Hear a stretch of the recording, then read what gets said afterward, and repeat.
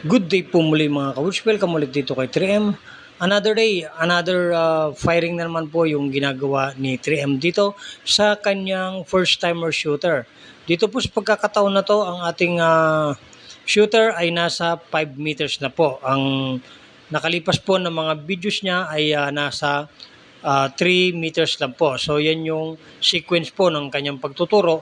3 meters, 5, 7, 10. Pero dito po ay 5 meters naman po. So ganun pa rin po yung kanyang ipuputok na 3 rounds lang po. At ang pinakamahaba na po niyang puputukan ay 7 meters.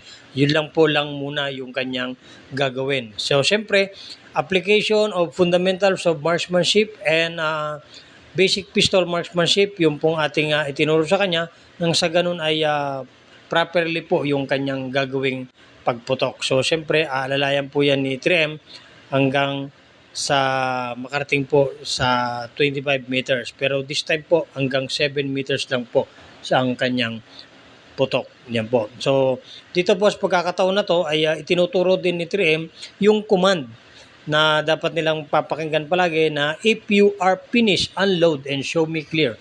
Yan po yung kanyang ginagawa kapag matatapos po yung putok. Kaya po, yan po yung kanyang minimaintain para po yung safety ng pistol ay ma-maintain. Safety ng shooter ma-maintain po. At dito po sa makikita ninyo sa kanyang target board, yung first 3 rounds po yan yung sa 3 meters at itong nasa ibaba naman ay yung kanyang second 3 rounds na 7 meters. Yan po. So madidevelop pa po yan dahil nga first timer shooter pa lang po, pinatikim lang natin siya muna ng mga putok ng 3, 5, 7 meters. Kaya po, ganyan lang po muna at nang ma-experience niya yung pagputok. So, yan po, si 3M, balik putok si 3M.